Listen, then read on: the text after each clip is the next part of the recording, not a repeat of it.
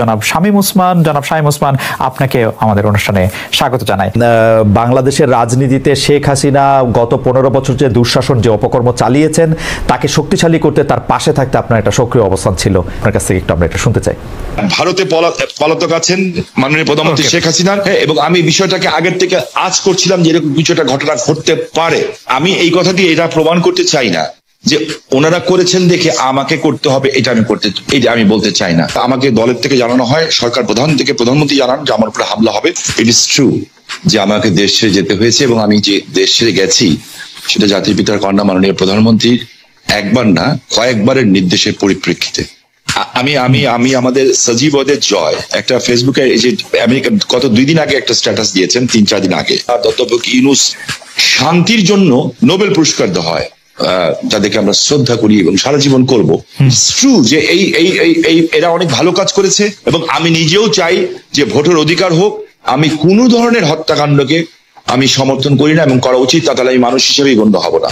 আমরা কি শুধু নেগেটিভ কথা বলবো, পজিটিভ কথা বলবো না?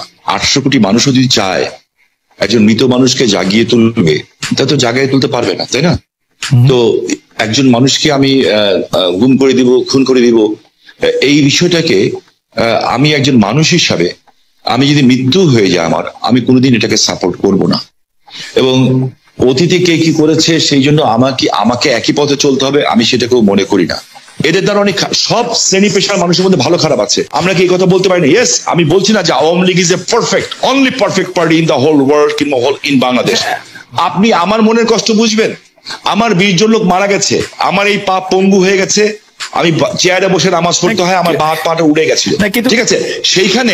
সেইখানে আমার সরকারের ক্ষমতার সময় না যে চার্জশিট দেওয়া হয়েছে, সেই চার্জশিটে আমি যে সাক্ষ্য দিয়েছি, সিআইডির যে অ্যাডিশনাল এসপি, সে আমার সাক্ষী বদলি দিয়েছে। আপনি নিজেও লয়ার ছাত্র, আমিও লয়ার ছাত্র, আমি বলেছি this is not my witness. আমি চাই না যে একটা ছাত্র সারা বছর লেখাপড়া করলো, সেও পরীক্ষায় পাশ করলো, আরেকজন পড়ালেখা করলো না, সেও পাশ করলো, এটা আমি চাই না। দেখেন, আমি মার্কিন যুক্তরাষ্ট্রের মতো একটা রাষ্ট্রকে আন্ডারমাইন করার কোনো কারণ থাকতে পারে না, কারণ পৃথিবীর মধ্যে এটা অবভিয়াসলি একটা শক্তিধর দেশ না, একটা গণতান্ত্রিক রাষ্ট্র বলা যায়। যে আমার কাছে না কিছু মাঝে মাঝে অবাক লাগে যে মানুষের চরিত্রটা দেখতে, পৃথিবীর সব দেশের চরিত্র দেখতে ভালো লাগে। আমার কাছে মাঝে মাঝে আশ্চর্য হই যে আমরা কত রঙের মানুষ, যে আমরা আর কত নেগেটিভ কথা বলবো। আমরা পরে যখন আবার আপনার কাছে আসবো, বিএনপির সাথে বর্তমান আপনার সম্পর্ক এবং সেইটা নিয়ে আমরা কথা বলবো। তার আগে আমরা একটু জনাব আন্দালিব রহমান পার্থের সাথে আমরা একটু কথা বলতে চাই। জনাব আন্দালিব রহমান পার্থ, আপনি একজন রাজনীতিবিদ হলো, আমি আপনাকে খুব রেট করি একজন রাজনৈতিক বিশ্লেষক হিসেবেও, যে মানে যেহেতু আপনি টক শোতে প্রচুর আপনাকে কথা বলতে হয়, অনেক প্রশ্নের জবাব দিতে হয়, এবং অনেক ক্ষেত্রে আপনাকে বিভিন্ন ভবিষ্যতে কথা বলতে হয়, এবং এর অনেকগুলি, আমার স্বীকার করতে দ্বিধা নেই, অনেকগুলি মিলেও যায়। আমি এই জন্য আপনাকে একটু ফরওয়ার্ড লুকিং প্রশ্ন করতে চাই যে গত কয়েক বছর ধরে জনাব তারেক রহমানই আসলে বিএনপির হাল ধরে আছেন। বেগম খালেদা জিয়া চিকিৎসার জন্য লন্ডন গেলেন, শেখ হাসিনা জনরোষে বাংলাদেশ থেকে বিতাড়িত। রাজনীতির এই পরিবর্তনটা আপনি আসলে কিভাবে দেখছেন? নতুন নেতৃত্বে নতুন রাজনীতির সূচনা কি হতে চলেছে? বিশেষ করে 90-এর পর যদি আমরা আওয়ামী লীগ ও বিএনপির শাসনকাল যদি বিশ্লেষণ করি, সরকারে বা ক্ষমতায় এলে মানে এটা একটা এই প্রশ্ন বারবার হচ্ছে যে তারা যে গণতান্ত্রিক থাকবেন, কর্তৃত্ববাদী হবেন না, সেরকম কি মনে হচ্ছে? মানে এই নেতৃত্বে যারা আছেন, এটা তো অবশ্যই ঠিক, জনাব তারেক রহমানই আসলে 20-22 বছর ধরে অন্ততপক্ষে দলের ডেপুটির হালটি ধরে আছেন, কিন্তু মানে এই নেতৃত্বের ক্ষেত্রে কি কোনো পরিবর্তন আসছে? ব্যক্তি মানুষ না, আদর্শের, দৃষ্টিভঙ্গির আপনি কিভাবে দেখছেন? একটু আপনাকে ধন্যবাদ খালেদ, আপনি তো অনেক ওয়াইড একটা প্রশ্ন করেছেন আমাকে। আমি একটু ব্যাকগ্রাউন্ডে যাব। দেখুন, আপনি সমষ্টিগতভাবেই যদি বাংলাদেশের রাজনীতির অবস্থা দেখেন, গত 17 বছরে যে একটা ভীতির সংস্কার, ভীতির একটা সংস্কৃতি আমাদের রাজনীতিতে ছিল, যার কারণে 17 বছর কিংবা 20 বছরে ভালো মানুষগুলি রাজনীতি থেকে দূরে সরে যায়। এই কারণে অফকোর্স একটা ভ্যাকুয়াম সৃষ্টি হয় রাজনীতিতে, কারণ 17 বছর আপনি জানেন যে কোনো রাজনীতি করতে গেলেই একটা গুম খুনের একটা ধারণা ছিল, বা মানুষ রাজনীতিবিদদের উপরে কেন জানি এমন, মানে কেন জানি বলবো না, মানুষের যথেষ্ট রিজন ছিল রাজনীতিবিদদের থেকে দূরে সরে যাওয়া। এবং বলে না, যে জোকাররা যখন পার্লামেন্টে যায় তখন জোকাররা মেম্বার অফ পার্লামেন্ট হয় না, পার্লামেন্টটা সার্কাস হয়ে যায়। গত 3টা বছর তিনটা টার্ম অনেকটা এরকমই একটা অবস্থান ছিল। তো এ কারণে আর তারেক রহমান সাহেবকে নিয়ে আপনি যে কথাটা বললেন, উনি গত 10, 12, 15 বছরে যেভাবে বিএনপিকে বিদেশে বসে যেভাবে নেতৃত্ব দিয়েছেন এবং নিচ থেকে ওপর পর্যন্ত, সত্যি কথা বলতে উনি আওয়ামী লীগের মাথা খারাপ করে দিয়েছেন। যে বাইরে থেকে সাংগঠনিকভাবে উনার যেই নেতৃত্ব ছিল, ন্যাচুরালি বিএনপি ভাঙতে পারেনি, বিএনপি পথচ্যুত হয়নি বা অন্যদিকে যায়নি।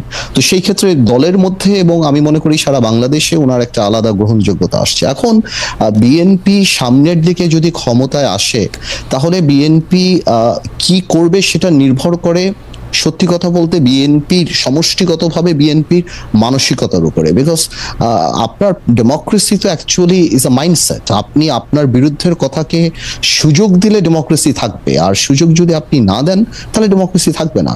তো এটা সম্পূর্ণরূপে একটা মাইন্ডসেটের ব্যাপার। এখন বিএনপি যদি ওনার কর্মকাণ্ডে বা বিএনপির কর্মকাণ্ডে যদি সেই রিসিপিয়েন্ট বা ওই রিসিভিং এন্ডে থাকতে পারে বা ওই মানসিকতা থাকতে পারে, এবং এই 17 বছর এত কিছু দেখার পরে যে আপনার রাষ্ট্র পরিচালনায় ব্যর্থতা বা পতন, বা যেটা পতন বলবো না, আওয়ামী লীগের তো, যেটা আমি আপনাকে আনঅফিসিয়ালিও বলেছি যে আওয়ামী লীগ এমন একটা রাজনৈতিক দল যার বাংলাদেশে শুধু রাজনৈতিক পতন হয় না, এই সামাজিক পতনও হয়েছে।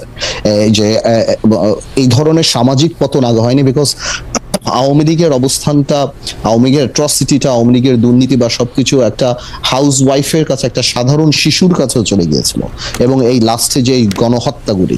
তো আমি সেটাই বলবো যে এখন তো আর নির্দিষ্ট শত্রু লাগবে না আমাদের পতনের জন্য।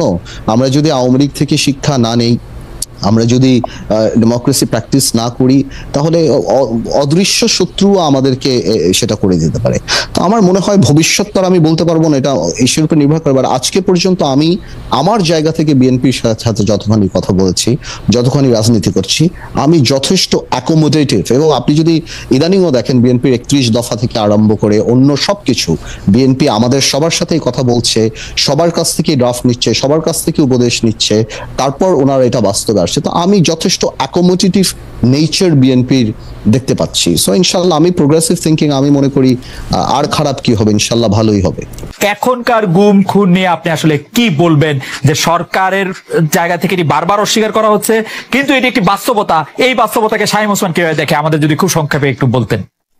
আমি আপনাকে একটা জিনিস স্পেসিফিক্যালি বলতে চাই খুব পরিষ্কার ভাবে। আমি একজন হিউম্যান বিং হিসাবে আমি কোনো ধরনের হত্যাকাণ্ডকে আমি সমর্থন করি না, এবং করা উচিত তা তাহলে আমি মানুষ হিসেবেই গণ্য হব না। আমরা কোনো খারাপ জিনিসকে আমরা আশা করি না। আমার যে বক্তব্যটা হচ্ছে, আমি কোনো কিছু গোপন করে কথা বলতে শিখি নেই, কারণ আমি সাদাকে সাদা বলার, কালাকে কালো বলার। বাট আমার তার আগে আপনার মাধ্যমে খালেদ ভাই, আমি কালকে বাঁচব না জানি না, আপনি একটা ভালো জায়গায় আছেন, জার্মানি একটা ডয়েচ টেলিভিশনের সাথে আছেন। আমি আপনার কাছে অ্যাপিল করছি, রিকোয়েস্ট করছি, যদি অ্যাম্বাসাডারদের সাথে কথা বলতে পারি, কিংবা বিদেশে যেয়ে যদি বড় বড় মন্ত্রী মিনিস্টারের সাথে কথা বলতে পারি, আমি কিছু অভিযোগ দিব। নারায়ণগঞ্জে 7 মার্ডার হলো, আমি কিন্তু উইদিন 45 মিনিটসের মধ্যে, 45 মিনিটের মধ্যে দেশের সর্বোচ্চ জায়গায় আমি এই খবরটা পৌঁছে দিই, কারণ আমার কাছে খবর এসেছিল যে এই ঘটনা র্যাব দ্বারা সংঘটিত হয়েছে, র্যাবের কিছু মানুষ দ্বারা সংঘটিত হয়েছে, এই মেজর আরিফ সহ এরকম যারা আছে। বিকজ তারা ডিস্ট্র্যাক্ট হয়ে গেছিল, যেহেতু আমি এলাকার মানুষ, আমাকে সবকিছু খবর রাখতে হয়, এবং আমি স্বরাষ্ট্রমন্ত্রী মহোদয়কেও জানিয়েছিলাম বিষয়টা, যে something is going on, but এত বড় দুর্ঘটনা হবে এটা আমি বুঝতে পারিনি। কিন্তু দেখেন, যখন এই ঘটনা ঘটলো, আমি কিন্তু আমার ভয়েস রেজ করেছি, এবং এই জন্য আমার জীবনের শঙ্কা ছিল। জনাব শামীম ওসমান, আপনার নিশ্চয়ই মনে আছে একরামুল বলে চট্টগ্রামের একজন কাউন্সিলর, তার মেয়ে যখন বলছিল বাবা তুমি কান্না করছো যে, এবং তারপরে যখন তাকে গুলি করে হত্যা শব্দ আমরা শুনলাম, সেই সময়ের মধ্যে কিন্তু আমরা অনেকেই বলছিলাম যে এইখানেই এটি শেষ হওয়া উচিত, কিন্তু এটি আসলে শেষ হয় নাই। জনাব শামীম ওসমান। জি, আমি আপনার সাথে 100% একমত।